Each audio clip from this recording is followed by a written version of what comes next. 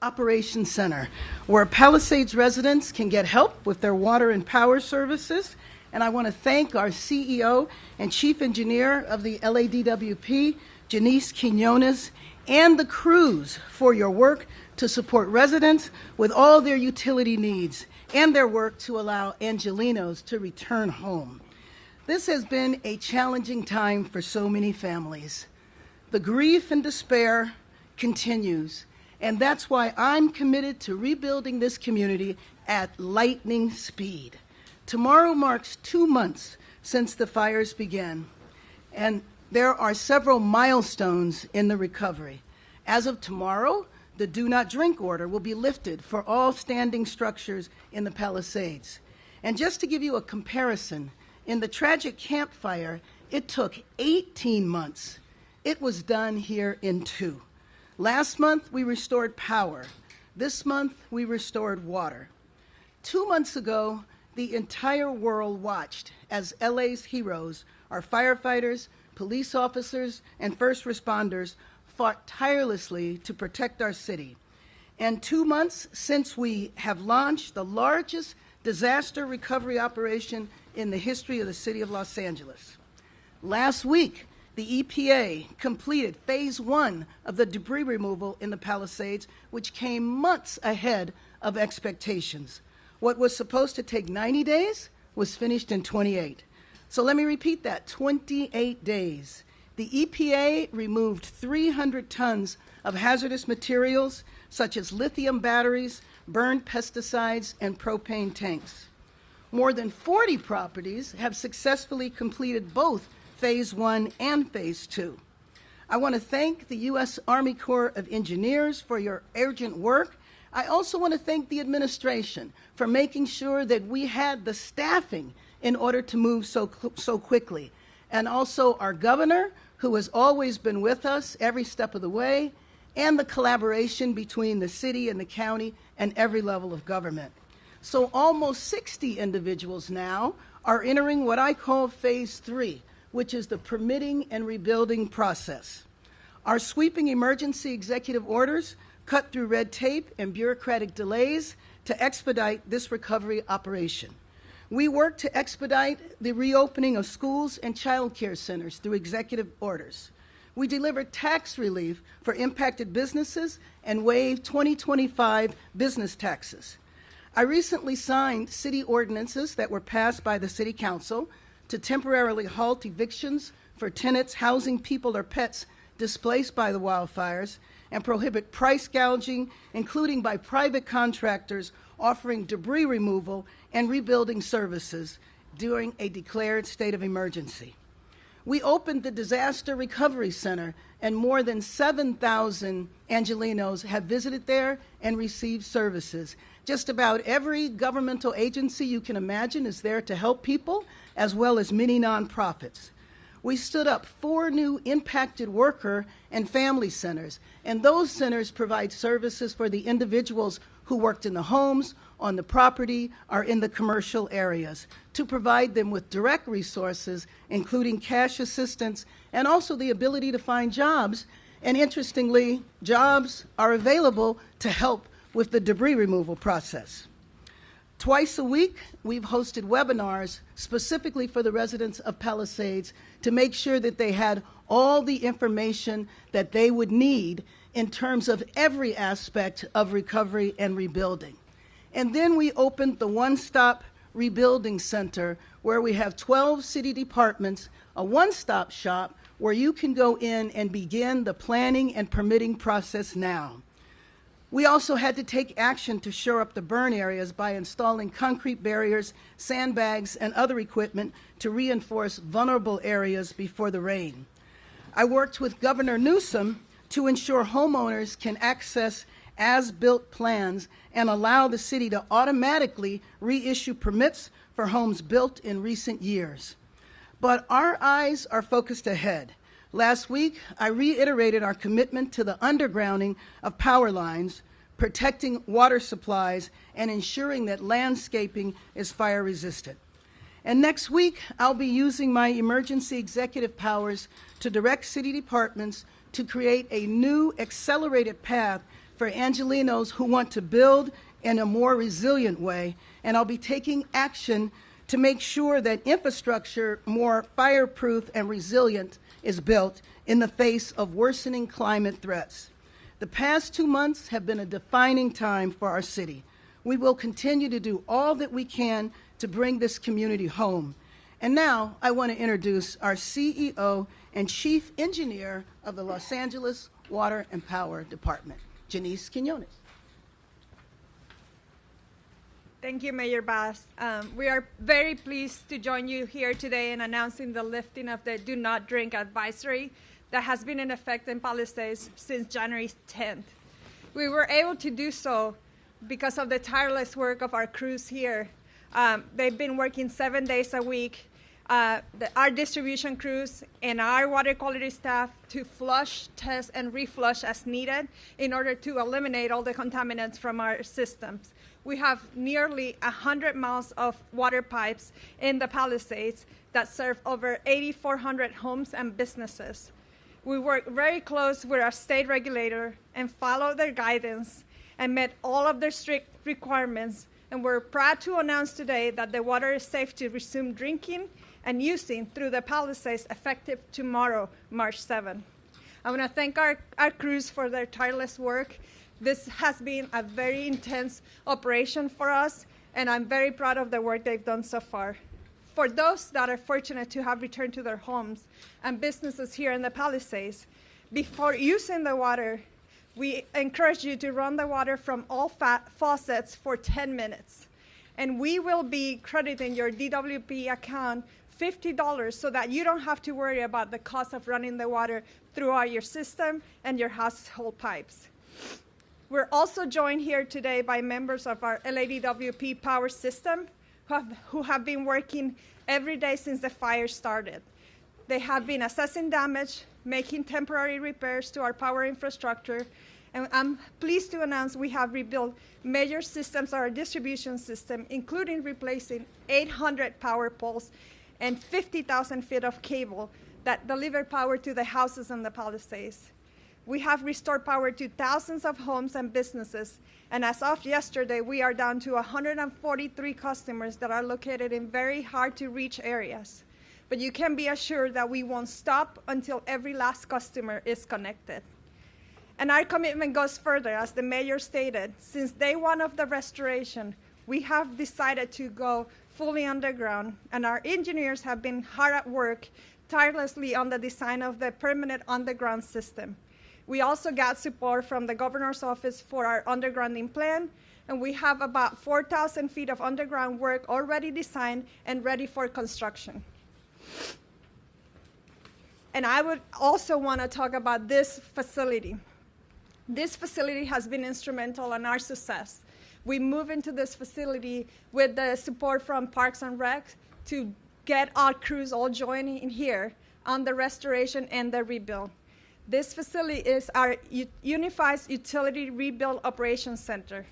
And having this facility, it's going to support our customers in ensuring that they have a place where they can come and do any transaction with either power and water, start and stop water and power services, make account and billing inquiries, request electric service repair or replacement, and coordinate panel replacement and upgrades, and discuss and review the entire build plans for utility connections.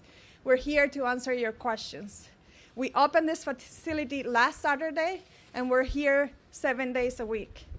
I want to close by saying that at LADWP, we are all proud to serve our city and our customers. I hope that you can see and feel the heart and commitment by every employee that is here today and everyone who has been working tirelessly throughout your neighborhood over the past 2 months to rebuild, to replace, and to restore the infrastructure. We are deeply committed to helping to rebuild a very resilient Palisades. We are LADWP, we are from LA, and we are for LA. Thank you.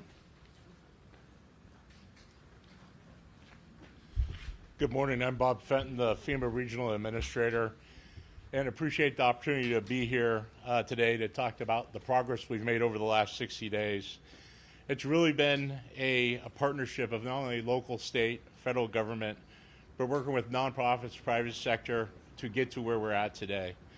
FEMA's approved over $83 million of assistance to individuals. In addition to that, SBA has approved over $1.4 billion for residential and businesses. I urge individuals to continue to apply to our program if you've been displaced. The date to complete your registration is by March 10th. We continue to evaluate the need to extend that registration period. But of the 11,655 residential structures destroyed between both fires, over 10,000 residents have applied to assistance. That still leaves 1,000 homeowners out there that have not applied to assistance. So I encourage you today, if you've not applied, to apply. Even if you're insured, apply. We can help those that are underinsured. We could also help you with rental assistance if you've been displaced, or as you exhaust your alternate living expense, if you're insured, we can help you after that period. So please continue to apply to FEMA for assistance. As the mayor said, we've made tremendous progress in starting to remove not only the household hazardous materials, but the debris from both fires. Not only EPA, but Cal EPA, the Department of Defense was brought in, the U.S. Coast Guard, and many other agencies to help accelerate the removal of household hazardous materials. And over 9,000 parcels have been cleared of not only household hazardous materials, but also of batteries. We still have some more properties to clear that were deferred because we weren't able to access them. So now the Corps of Engineers is working to make those properties safe, and have already removed almost 50% of the material from those properties that is household hazardous materials or batteries. We will continue to increase that over the days, weeks ahead of us, and are now focusing on what we call phase 2 of debris removal, which is actually removing the ash and debris from each house. We've completed 118 properties across both fires, 53 here in Palisades, and continue to bring in additional crews to clear more. I urge individuals to get their right of entries in to participate in this program so that we could quickly get to you and start to clear the debris from those. In addition to the residential properties we're doing, we're also working on public properties and have already started to remove debris from schools, 5 in Pasadena and 3 at LA Unified School District. And of the 3 in LA Unified School District, have cleared 2 out of the 3 with 1 completely done. So we are moving as fast as we can to be able to enable not only the quick ability to get to recovery, but by ensuring that that we support everyone displaced and ensuring that they have assistance that they need to either temporary rent or provide temporary housing, and that we focus together on ensuring that we build back better. One of the programs we have in FEMA is our hazard mitigation program, where we take about 20% of the funding we spend here to help to make things better and stronger as we rebuild back. And that'll be a key part to helping to ensure that this never happens again in LA, where you have these type of fires. And so if we do that through strong codes, through undergrounding power lines, through making the area hardened, we will be able to meet those goals. So look forward to working with the partnership and the mayor's leadership and the governors to reach these goals. Thank you. Before we go to questions, I've asked Colonel Swinson if he would say a few words on behalf of the Army Corps of Engineers. And let me just say, the EPA, FEMA, and the Army Corps of Engineers have just been absolutely exemplary. Thank you, Mayor. Good morning, City of Los Angeles. It's an honor to be here today to address you. We are moving at light speed on debris removal in LA City and the greater LA County. If you've heard me talk before, you know I've said we move at the speed of trust, and I am trying to build that trust every day with the people of this great community. As Mr. Fenton mentioned earlier, the ROE deadline is the 31st of March. If you have not signed up for your right of entry, I encourage you to reach out to either the county or to the Corps' call center. We want to answer your questions, or find me out on the streets. We want to answer your questions. We want to give you the confidence that you know the facts about the program and that you're comfortable signing up. Please sign up before the 31st of March. We have currently 39 crews doing primary debris removal here in this community, and we are rapidly clearing lots and returning these lands back to you so that you can build your lives and livelihoods here in this beautiful community.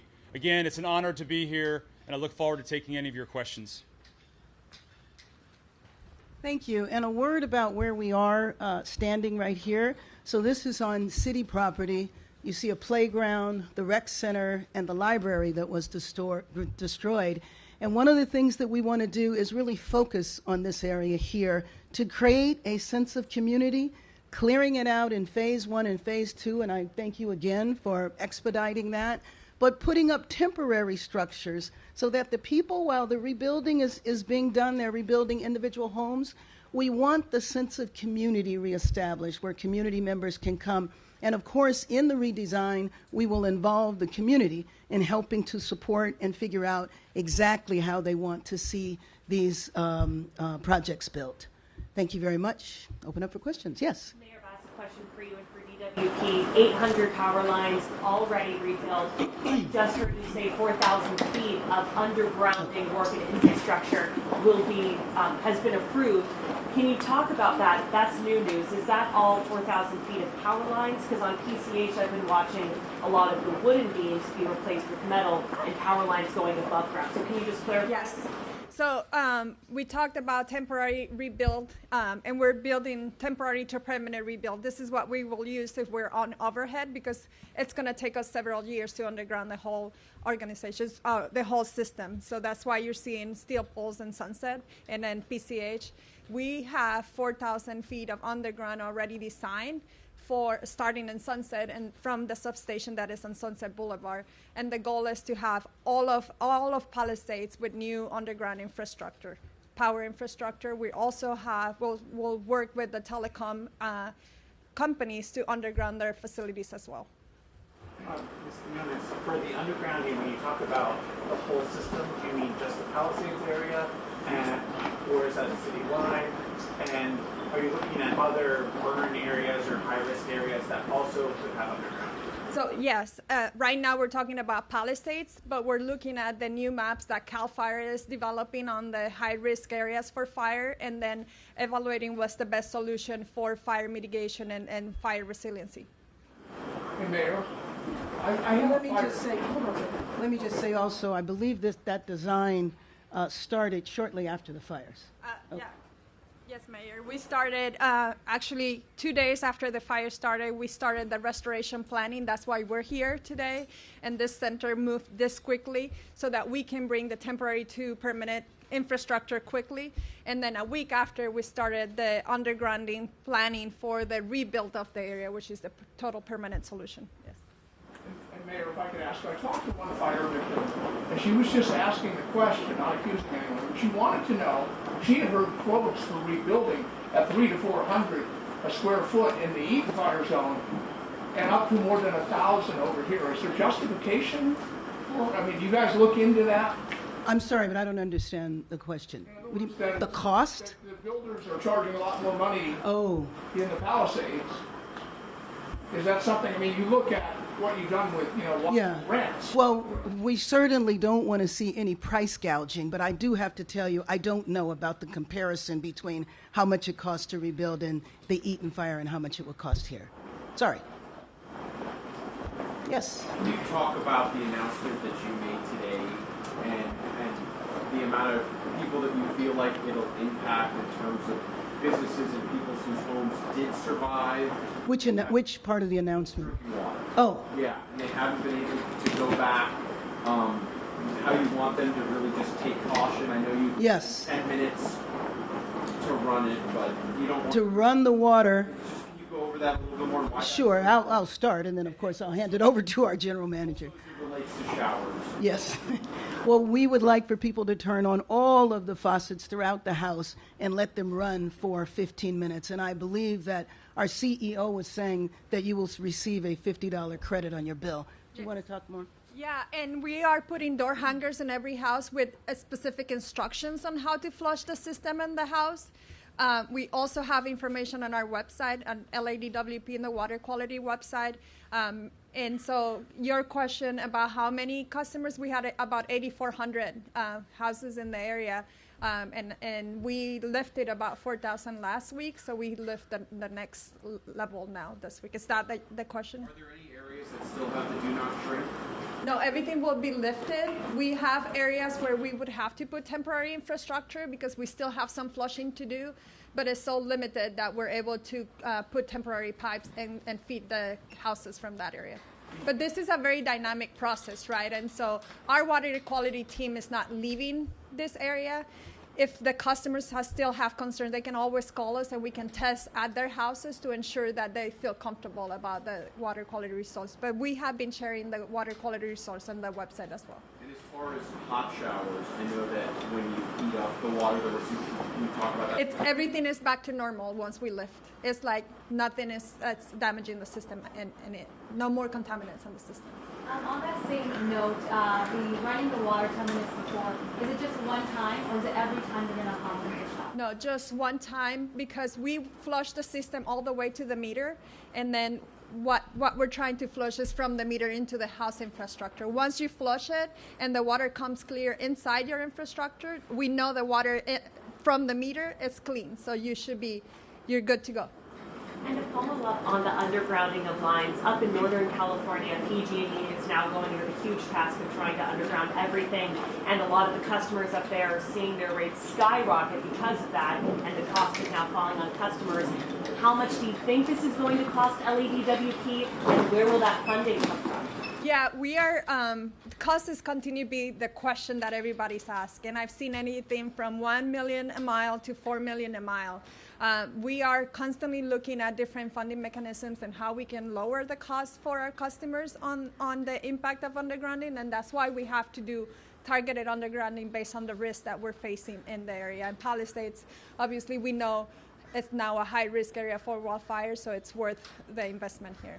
So in the end, it will fall on customers, though, likely in their rates? We're trying to find different funding mechanisms, including grants and federal funding for climate resiliency upgrades, some FEMA dollars. And yeah, there'll definitely be an impact to the rates, but we don't know what that is yet.